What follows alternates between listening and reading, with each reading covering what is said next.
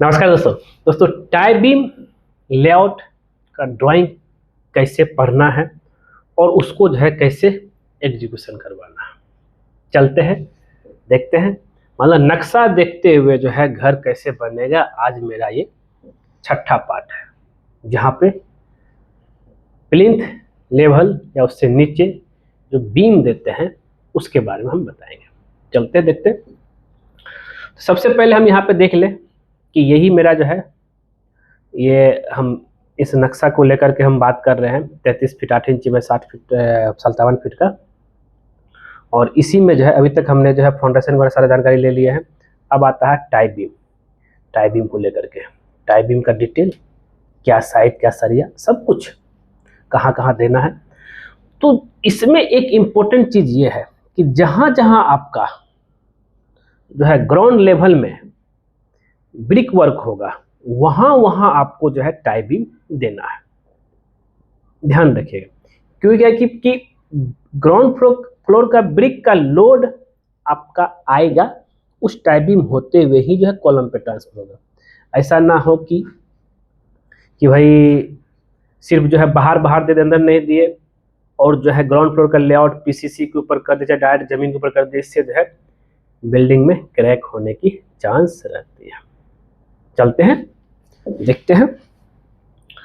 तो अब यहाँ जो हम बात कर रहे थे इस ड्राइंग को लेकर के जो है, देखिए यहाँ दो तरह का TB1 है, TB2, दो तरह का जो है आपका यहाँ बीम है। सो TB1 TB2 ये है, सो TB1 ये TB1 ही है। इसका साइज यहाँ दिया हुआ, इसको हम समझेंगे और क्या क्या सरिया देना है उसको हम समझेंगे पूरा डिटेल के साथ। फिर हम आपको जो है साइट में भी दिखाएंगे देख कैसे वहाँ पे दिया गया है, जरा ये समझिएगा यहाँ पे। तो वही ड्राइंग है आपका TB1 की हम बात कर रहे हैं, ठीक है। TB1 में जो पूरा जो यहाँ पे ड्राइंग है वो ये आपका रहा, जिसमें जो है यहाँ देखेंगे क्या है, यहाँ पे साइज 9 इंच बाय 12 इंची का है, ज़्यादा तो क्लियर है। और इसमें जो है सरिया यूज हुआ है, 2 पीस ऊपर 2 पीस नीचे और 2 पीस जो है करेंगे, मतलब कर्टल रहेगा, ये एक्स्ट्रा बार रहेगा आपका, ठीक।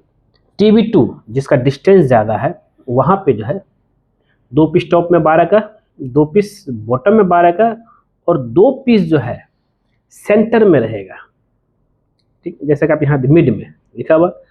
और रिंग, दोनों का रिंग की बात करें तो 8 mm का सिंगल रिंग, 7 इंची सेंटर होल रहेगा। यहाँ भी सेम वैसे ही हुआ, क्लियर। और ऊपर चलेंगे, ऊपर देखेंगे। अब ये जो यहाँ ड्राइंग दिया हुआ है भाई कि कहाँ कहाँ रहेगा, तो सबका यहाँ पे डिस्टेंस दिया हुआ, ऐसा नहीं मतलब डिस्टेंस नहीं है, सबका डिस्टेंस। ये TB1 ये TB2 के बीच 13 फीट बाय यहाँ से यहाँ तक डिस्टेंस 12 फीट 8 इंची। ऐसे जो है कॉलम से कॉलम ही निकला हुआ है, इसलिए उतना टेंशन नहीं है। और आगे बढ़ते हैं, थोड़ा सा व्हाइट बोर्ड स्लो हो जा रहा है। यहाँ पे डिस्टेंस यहाँ 13 फीट इस तरह से मेंशन रहेगा। और ये चीज़ जो आपको हम बता ही दिए क्या क्या यहाँ पे है। और जहाँ जहाँ बाथरूम है, पूजा रूम है, जैसे यहाँ बाथरूम में यहाँ भी बीम दिया गया है, ऐसा नहीं है मतलब कि नहीं देना, यहाँ भी बीम दिया गया है, ये देखिए। और यहाँ भी बाथरूम है, यहाँ कॉलम से कॉलम तो गया ही गया है, यहाँ भी बीम दिया हुआ। जहाँ वॉल का लेआउट रहेगा ब्रिक लेआउट, वहाँ वहाँ पे आपको जो है बीम देना ही देना है, इसको ध्यान में लेके चलिएगा।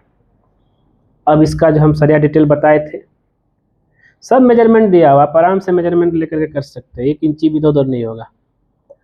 यहाँ पे देखिए सरिया डिटेल, जो अभी यहाँ पे काम चल ही रहा है। 4 पीस 12 का ऊपर, सॉरी 2 पीस 12 के ऊपर, 2 पीस 12 के नीचे और 2 पीस जो आपका एक्स्ट्रा यहाँ पे गया हुआ है। इसी तरीके से हर जगह आपको देना है। और पार्ट बाय पार्ट आप जो है काम करते जा सकते हैं, ढलाई भी करते जा सकते हैं, लेकिन याद रहे कि 2 स्पैन के बीच कम से कम ढलाई हो जाना चाहिए। प्लिंथ बीम का पहले जो है सरिया बांधना है, और ये ऑन साइट ही सरिया बांधना है, ऐसा नहीं मतलब पहले से बांध के रखना है, ऑन साइट ही जो है सरिया बांधना है, जैसे कॉलम होते हुए जाएगा, ये भी ध्यान में लेकर चलना है।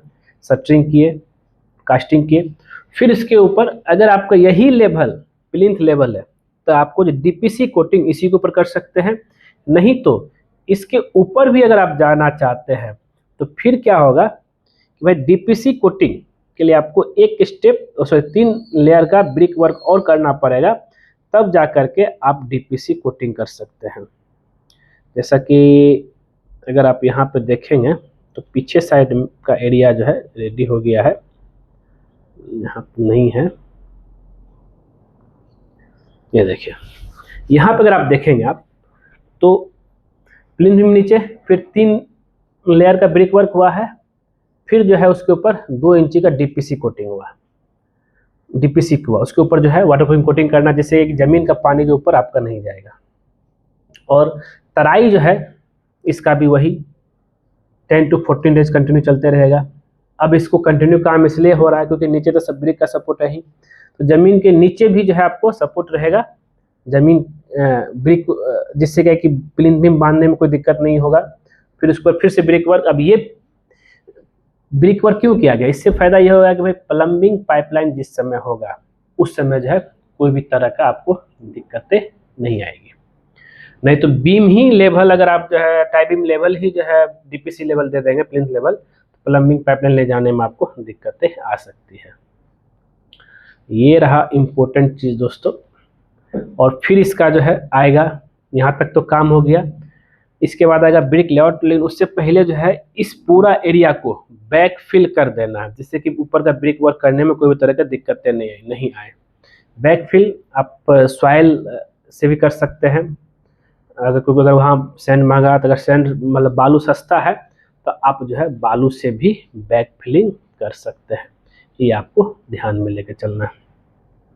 तो इतना ही रहा आपका छठा पार्ट में प्लिंथ बीम का लेआउट को लेकर के जो है लेआउट कैसे करना है, और जो साइज है और जो शटरिंग, और कोशिश कीजिए इसमें भी M20 ग्रेड का जो है कंक्रीट यूज होगा, और साथ ही जो है कवर भी ब्लॉक जरूर इस्तेमाल करना, सरिया और शटरिंग के बीच में जो है गैप हो जिससे कि उसमें कंक्रीट जा सके, और कंक्रीट वाइब्रेटर भी इस्तेमाल करना है जिससे कि भाई बीम का कंपैक्शन अच्छा हो, कंक्रीट का अच्छा हो तो बीम मजबूत बनेगा आपका। तो दोस्तों ये था आपका प्लिंथ बीम को लेकर के। नेक्स्ट जो है हम आपको ग्राउंड फ्लोर का ब्रिक का लेआउट से रिलेटेड बताएंगे, और साथ ही जो है कॉलम कास्टिंग और जिसमें जो है कॉलम कास्टिंग भी होगा, और प्लस ये आपका जो है 7 फीट हाइट तक का काम का हम पूरा डिटेल बताएंगे। बने रहिए, मिलते हैं नेक्स्ट वीडियो में। धन्यवाद दोस्तों।